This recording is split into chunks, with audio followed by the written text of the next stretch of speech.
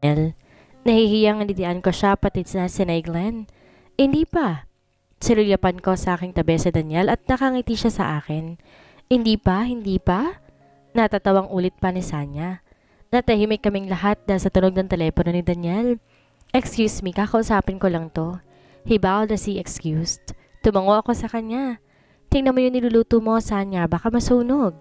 Mabilis ding sumunod si Sanya. Tinungo ang kusina. Naiwan kaming dalawa ni Nay Glenda. Inaplos niya ang kamay ko kaya't napatin ako sa kanya. Kita ko ang saya sa kanyang mga mata. Bakit? Masaya ako para sa'yo, anak. Hindi man kayo, alam kong dun din ang tungo ninyo. Mahal na mahal ka niyang si Daniel, Kath. Lagi mo yung tatandaan. Parang maraming alam si Nay kay Daniel na hindi ko alam.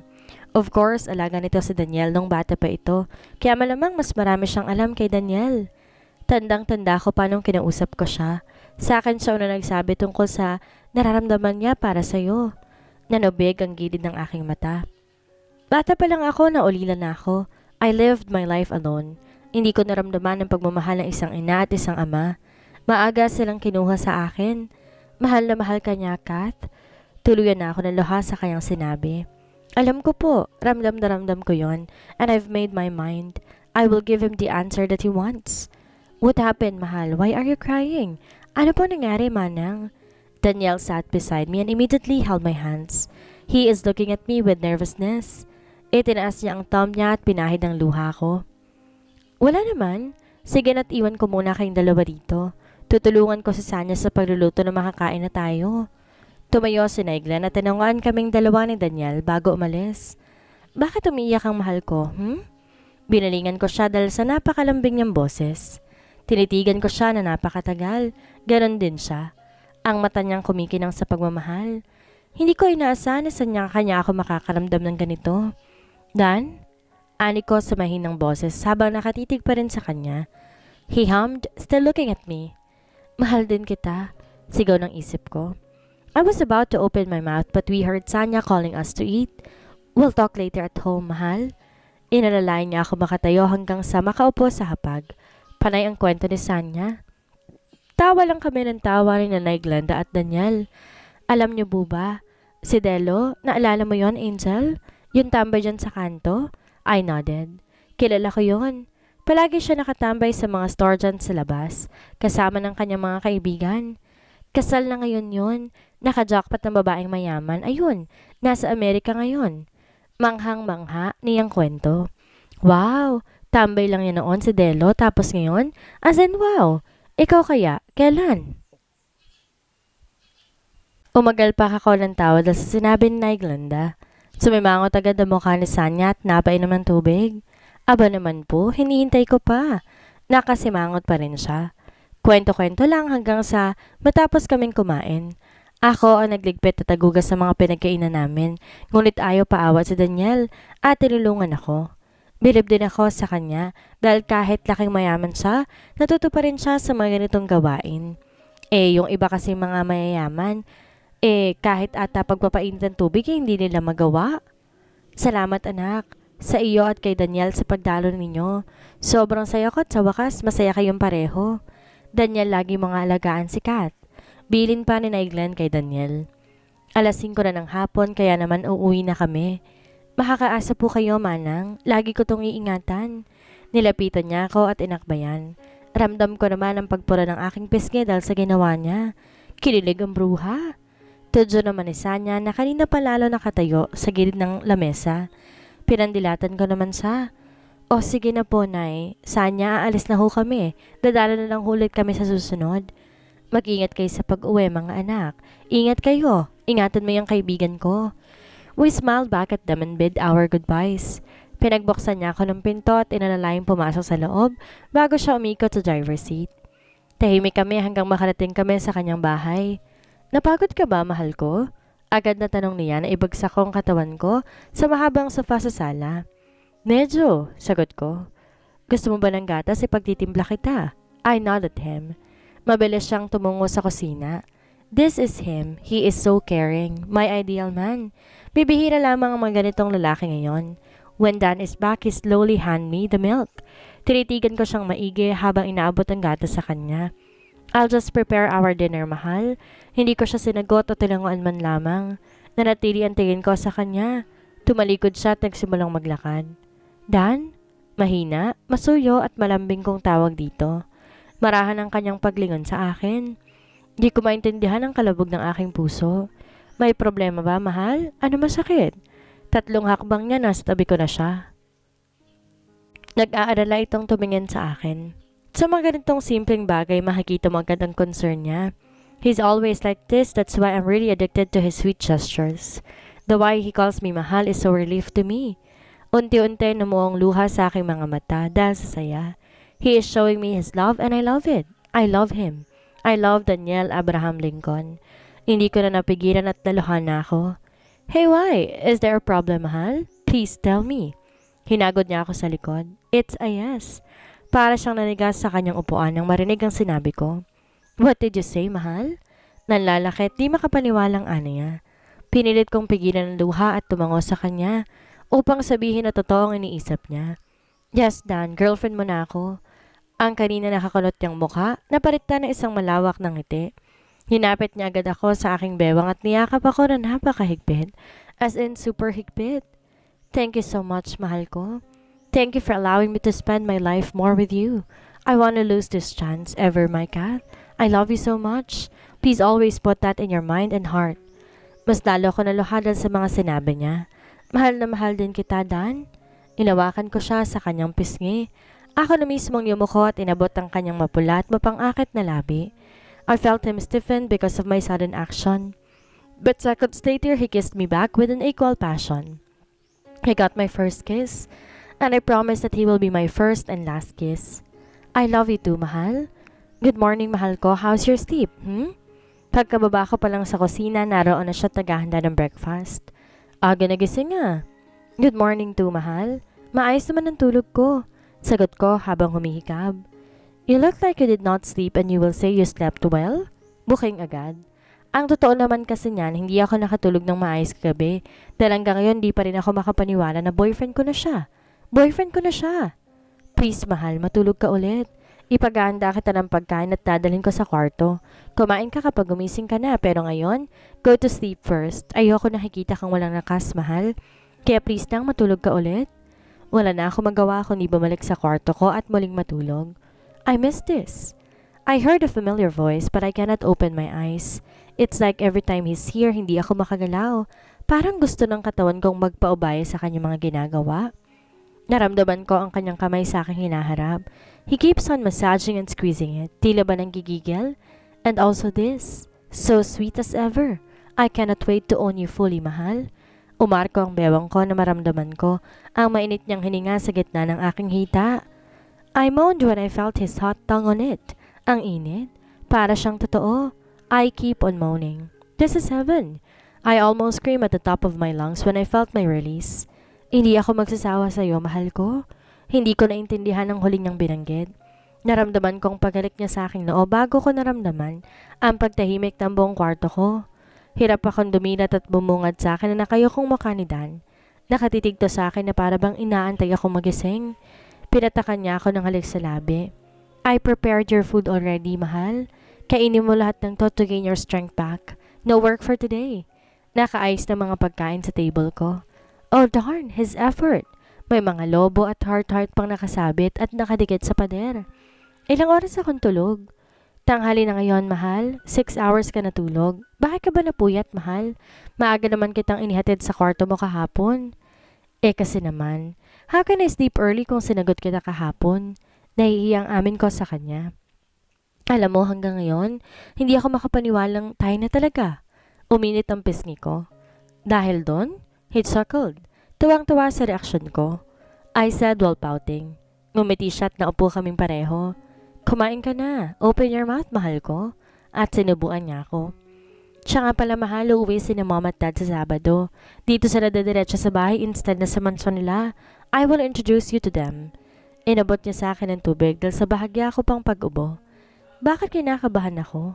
I am going to meet his parents. Normal lang yun. Really? I cannot wait to meet them too, mahal. Nakangiti kong ani. Nagstay lang kami sa buong buhay. Magdamag. Ano ba, Dan? Di pa ba tayo papasok ng trabaho? Tanong ko rito dahil panay ang asikaso nila sa akin. Don't worry, mahal. Lucas is there. He reports to me every time. Oh, he's secretary. Pero ikaw ang nag-asikaso because you are the boss? Oh no, mahal. Don't give me that look. Kaya kitang buhayin kahit hindi ako nagtatrabaho. Pagmamayabang niya. I pouted. Nagulat ako na ilapit ang kanyang mukha at binigyan ako ng halik. It's just a smack. Oh, bakit nandito pa mga yan, Lucas? I told you to throw them. Pagkapasok ko pa lang sa kanyang opisina, narinig ko agad ang maotoridad na boses niya. Pasensya na po, sir. Nakalimutan ko pong dalhin ng mga to sa labas. Kita ko ang pagyuko ng kanyang sekretarya. Humingi ng pasensya. I saw a black garbage bag near his table. I look around his office and pinalitan niya mga nakadikit sa dingding. Tumikim ako kaya't napalingon ng dalawa sa pesto ko. Ang kaninang seryosong mukha ay lumambot. Mahal? Nilapitan agad niya ako at nilingkis ang kamay sa bewang ko. Binuhat niya ang garbage bag at naglakad na palabas ang opisina. What was that? Tanong ko sa kanya na mawala sa paningin ko si Lucas. Tinaasan pa ako ng kilay. You are concerned with me or him? I gave him a confused look. Pinagsasabi nito, bakit ba ang init ng ulo mo? Lumayo ako ng bahagya sa kanya. Mag-aaway ba tayo dito, mahal? You did not even notice my office. Pinasadahan niya ng tingin ng buong paligid ng kanyang opisina. Ngayon ko lang napansin ang mga ilang litrato na naka-frame sa kanyang table. Ano to? Picture. Alam kong picture, but why did you put this here? Kwarto ba to? Dan naman, this is your office. Paalala ko sa kanya. Bakit naman kasi siya maglalagay ng frame sa office table niya? Ano masama dyan, mahal? Gusto ko lang na kapag nagtrabaho ako, ikaw ang laging tinititigan ko. Good morning, mahal ko. Dan greeted as I sat on the island counter. He is looking. Good morning, too. Aabotin niya sana yung carrots na nahiwa into cubes pero tumayo ako at ako mismo ang nagabot sa kanya. What are you going to cook, mahal? I asked as he puts the carrots in the pan. Your favorite menudo, mahal?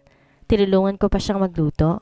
Sabay kaming kumain at sabay ding pumasok sa opisina. The usual morning routine. Puntahan kita mamayang lunch sa office mo, mahal. Let's eat together. I nodded him. I will wait for you then. Umalis si Lucas. Bye, mahal ko. See you later.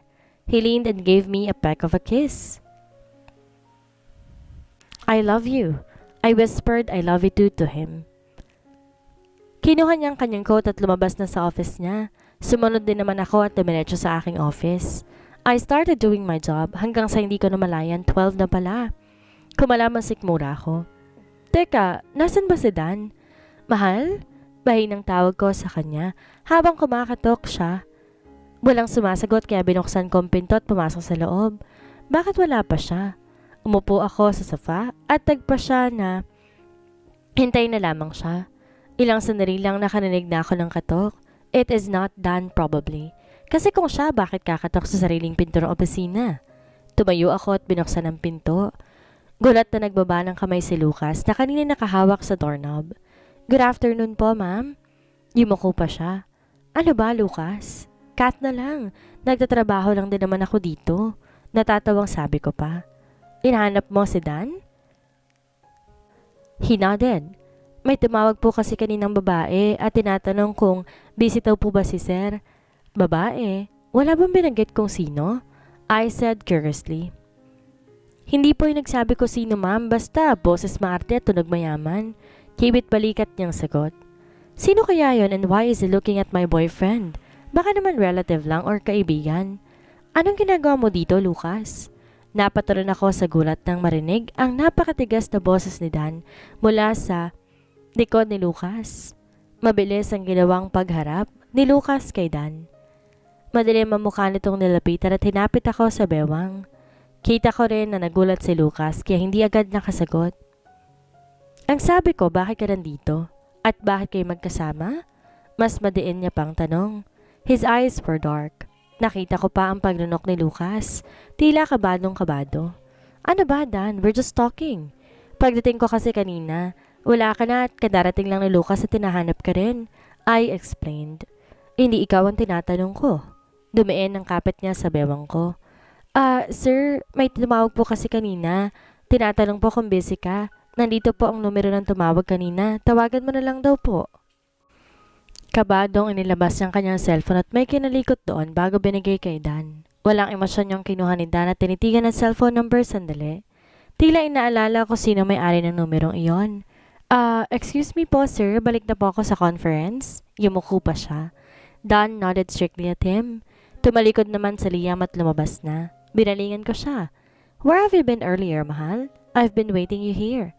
I asked as I pouted. Yumuko siya at pinatakan ako ng halik. Nag-ikot-ikot lang sa mga department, mahal, at ayoko nang nadatnan ko eksena kanina. Seryoso pa rin ang kanyang muka. Here he is again. Wala naman kaming ginagawang masama Huwag mo nga masyadong pinag-iinitin yung sekretarya mo. Kita mo nga takot sa yung tao Inalis ko, nakapalupot niyang braso sa aking bewang at naupo sa kaninang inuupuan ko. Lumambot ang ekspresyon niya. Pinanda ako na isusot mo bukas para sa birthday ni Mom, mahal. Ipapakilala kita bukas sa kanila. He lovingly said, diverting the topic. Muntikan ko lang makalimutan, Sabado na pala bukas at kaarawan ng kanyang ina. Hindi ko pa nakikita mama niya pero kinakabahan agad ako. I don't know why. Are you nervous, mahal? Lumapit siya sa inupuan ko at naupo sa aking tabi. Umiling ako pero ang totoo, oo. I am nervous at hindi ko alam kung bakit. Tingin mo magugustuhan kaya ako ng mommy mo? Tanong ko. Mayaman sila and probably kapag nakilala niya ako at malamang mahirap ako, tiyak na baka hindi ako nito magustuhan para sa kanyang anak. I'm ready to fight for you, mahal. He even smirked. By what she said, alam ko may mali. Mas lalo lang yung dumagdag sa aking kaba. Hindi siya nagkukwento tungkol sa kanyang pamilya pero sa pagkakaalam ko at pag-oobserba ko, mahal na mahal niya ang mommy at daddy niya. Mama's boy siya. Sana naman maging maayos ang araw. Are you ready, mahal? Isang katok ang narinig ko habang inaayos kong aking damit. Sandali lang, Dan. Umikot-ikot ako sa harap ng salamin upang tingnan kung bagay ba sa akin ang damit. Hindi ko ito nasukat kahapon. I will just wait you here outside, mahal. Aniya sa malambing na boses. Binilisan ko ang pag-aayos at lumabas na. Naabutan ko siya nakatayo pa rin sa hamba ng pinto. Dumawak ang kanyang ngiti na makita ang ayos ko. Mahal, you're so beautiful. Agad siyang lumapit sa akin at pinulupot ang kamay sa aking bewang. Nginitian ko lamang siya. Panay ang amoy niya sa buhok ko habang pababa kami sa garahe. He opened the front seat door for me. He even gave me a peck of kiss before turning to the driver's seat.